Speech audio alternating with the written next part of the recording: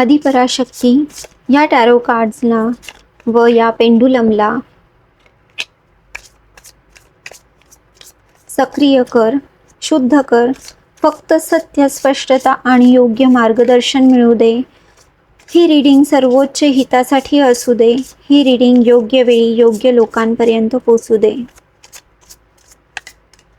व्हिडिओला लाईक करायला विसरू नका आणि सबस्क्राईब केलं नसेल तर करून घ्या.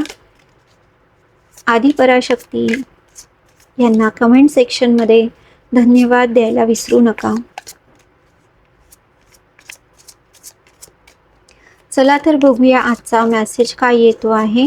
हे 24 आवर्स 24 तासाचं हे एनर्जी रीडिंग आहे आणि हे टाइमलेस आहे. कधी पण तुम्ही बघाल तर तुमच्यासाठी इथे मेसेज असणार आहे, सोल्युशन असणार आहे, काही ना काही कृती असणार आहे. तर नक्की ती फॉलो करा आणि प्रश्नातून बाहेर पडा. चला तर बघूया आजचं मेसेज काय आहे. 10 ऑफ सोर्ड्स.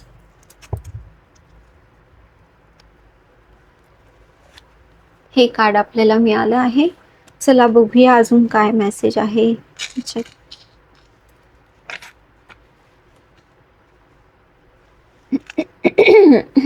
सॉरी. व्हिडिओला लाईक करून घ्या. हे कार्ड अंतर्गत धड्याचे आहेत. हे कार्ड अंतर्गत धड्याचे आहे का नाही? हो. हे कार्ड मानसिकतेतील बदल अधोरेखित करतं का? हो. हे कार्ड कृती किंवा जागरूकता याबद्दल आहे का? सॉरी. सॉरी.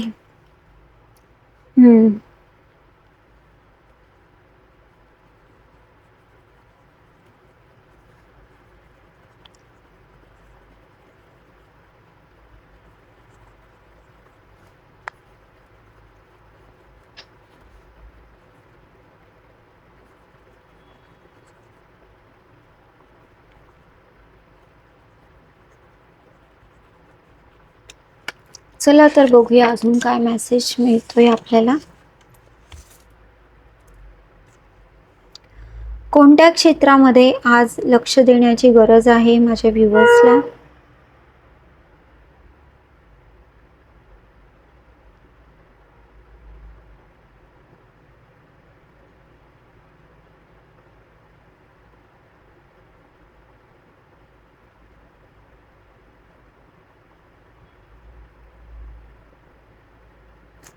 मानसिकता. या धड्याची तीव्रता पातळी किती आहे? मानसिकता या धड्याची तीव्रता पातळी किती आहे? -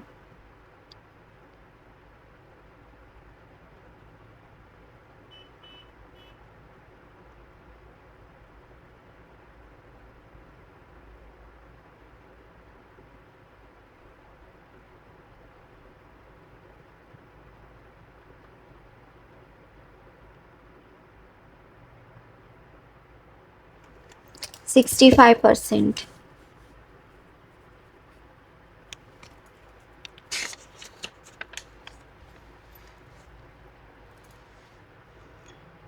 माझ्या व्ह्यूअर्ससाठी गायडन्स डायरेक्शन काय आहे?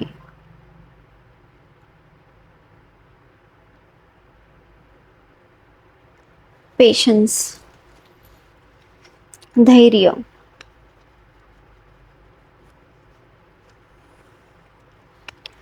सी 10 ऑफ सोर्ड्स हे कार्ड आहे. हे कार्ड खूप हेवी कार्ड आहे आणि खूप स्ट्रेस किंवा परेशानी, पेन, सफरिंग हे कार्ड दर्शवतं. आणि इथे तुमचे विचारांची गर्दी इथे दाखवल्या गेली आहे पक्ष्यांच्या थ्रू. आणि एक थॉट येतोय तर दुसरा पण येतोय, तिसरा येतोय, चौथा येतोय. असे अनेक विचारांची गर्दी तुमच्या डोक्यामध्ये सुरू असते. सतत सतत सतत तुमचं डोकं रिकामं राहतच नाही. हा गेला की हा गेला की हा, काही ना काही असं सतत सुरू आहे. पण त्याच्यातून काहीही उत्पन्न होत नाही आहे, काही घडत नाही आहे, पण तरीही तुम्ही त्यामध्ये बिझी आहात. तर हे कार्ड तेच दर्शवतं आहे की इथे धैर्याने तुम्हाला काम घ्यायचं आहे. कारण ह्याचा असर 65% आहे. 65% तुम्ही तुमचं एनर्जी ही विचारांमध्ये इन्व्हेस्ट करता आहात आणि त्यामुळे तुम्ही इतर दुसऱ्या जे पण काम करता आहात, तर त्यामध्ये तुम्हाला इतर गोष्टीमध्ये ती एनर्जी यूज नाही करता येते. तर हा अंतर्गत धडा आहे की ह्या थॉट पॅटर्न्सला थांबवणे. तुमच्या आतमध्ये जो पण काही गोंधळ चालला आहे, तर त्याला साक्षी भावाने बघणे, त्याला एक्नॉलेज करणे आणि त्याबद्दल म्हणजे मला असं वाटतं डिस्टर्बन्स पण असावं. कारण मी जेव्हा आता रीडिंग करतीये, कोणीतरी दार वाजवतंय मागून आणि तो आवाज मला डिस्टर्ब करतोय. काही ना काही म्हणजे तुमचंच नाही आहे हे आजूबाजूचे लोकंसुद्धा तुम्हाला डिस्टर्ब करणारे असणार आहे, असं मला वाटतं आहे. आजूबाजूचे लोकंसुद्धा तुम्हाला जगू देत नाही असं मला ऐकायला येतंय. ह्यामध्ये ना तुमचं मेंटल स्टेट हे डिस्टर्ब होत आहे. तुमचं जे विचार करण्याचं जे एक क्षमता आहे ना, त्यावर त्याचा असर होतोय.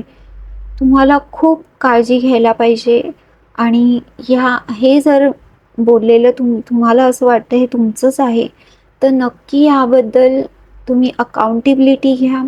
हे जरी 24 तासाचं रीडिंग असलं तरीसुद्धा हा जो इश्यू आहे हा खूप मोठा आहे. ह्याला तुम्ही चांगला 8 दिवस वेळ द्या. थोडं करून ह्याच्यावर काम करा. त्याला एक्नॉलेज करा. प्रत्येक थॉटला तुम्ही आमंत्रण द्या. त्यावर विचार करा की का बरं तू मला त्रास देतोय? का माझ्या आयुष्यात आला आहे? कुठून तुझी उत्पत्ती झाली आहे आणि कसा तू मॅनिफेस्ट झाला आहे माझ्या आयुष्यामध्ये? तर त्या मुळापर्यंत जा. प्रत्येक थॉटला एक वेगळा वेळ द्या आणि त्याला लिहून काढा. जर हवं असेल तर लिहून काढा. त्याच्यावर विचार करा आणि तो खरंच कामाचा नसेल तर त्याला जाण्यास सांगा. त्याला रिलीज करा. देवाला म्हणा की हे मला नको आहे. हे मी तुला सोपवते. आता ह्याची मला गरज नाही आहे.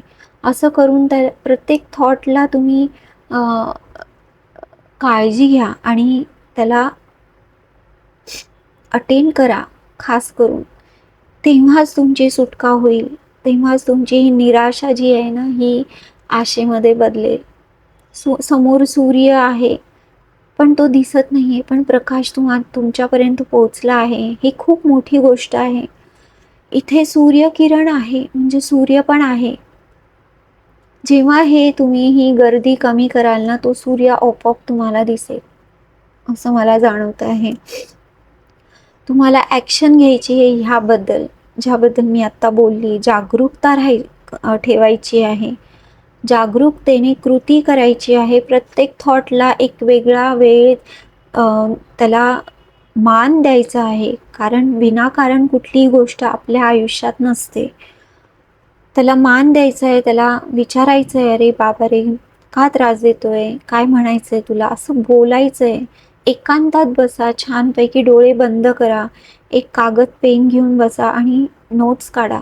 त्यावर विचार करा. कुठला थॉट नक्की कामाचा आहे आणि कुठला अगदी बेकार आहे, तो रिलीज करा. ही गर्दी कमी करा. तेव्हा सूर्योदय तुम्हाला होताना दिसेल. 65% ह्याची एनर्जी आहे. जर तुम्ही काळजी घेतली नाही तर ही इंटेन्सिटी वाढू शकते. अजून त्रास वाढू शकतो. तुमचा स्ट्रेस वाढू शकतं. तुम्ही डिप्रेशनकडे जाऊ शकता. ही सूचना आहे ना, आदी पराशक्ती आपल्याला देत आहे. ही खूप चांगली गोष्ट आहे की तुम्हाला हा मेसेज मिळाला आहे. जर असं नक्की तुमच्या आयुष्यामध्ये होत असेल तर काळजी घेण्याचं काम तुमचं आहे. 65% हे खूप होत आहे. हे 50 पेक्षाही जास्त गेलेलं आहे आणि ते कधी 70, 80, 90 होईल ह्याचं काही नेम नाही. तुम्हाला आत्ताच जागृत राहायला पाहिजे, धैर्याने काम घ्यायचं आहे, पेशन्स राहायचं आहे. मंदिरात जा, एखादं स्तोत्र तुम्ही सुरू करा. हनुमानाची एनर्जी मला इथे वाटते. तुम्ही नक्की हनुमान मंदिरात जाऊन यायला पाहिजे आणि तिथे एकदा नाही, रोजच जा. हो, असं मला नक्की जाणवतं आहे. आणि हे रीडिंग जर तुम्हाला आतून असं वाटत असेल हे तुमच्यासाठीच आहे, हे तुमचंच आहे, तर नक्की ह्याकडे लक्ष द्या. आणि हे रीडिंग मी संपवते आहे.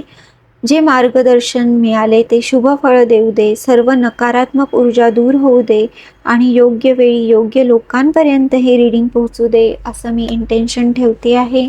आदी पराशक्तीला इथे धन्यवाद द्यायचा आहे कमेंट सेक्शनमध्ये. आणि चॅनलला लाईक करायचं आहे. सबस्क्राईब केलं नसेल तर नक्की करा. हे 24 तासाचं आहे, पण तरीही एनर्जी मला खूप हेवी वाटते आहे. ह्याला पूर्ण वेळ द्या. आणि टाईमलेस रीडिंग आहे, कधी पण तुम्ही हे बघाल. कोणतंही रीडिंग तुम्हाला जर माझं मिळालं असेल तर त्याच्यामध्ये तुम्हाला नक्की तुमच्यासाठी काही ना काही मेसेज असणार आहे, तो फॉलो करा. त्याच्यामध्ये सांगितलेले उपाय नक्की करा आणि तुम्हाला नक्की काही ना काही मार्ग तुमच्या सिच्युएशनमधून तुम्हाला बाहेर काढणारं मिळेल. तर चॅनलला लाईक, शेअर, सबस्क्राईब करायला विसरू नका. कमेंट करा आणि आपण परत भेटूया पुढच्या व्हिडिओमध्ये. तोपर्यंत काळजी घ्या, मस्त रहा आणि बाय.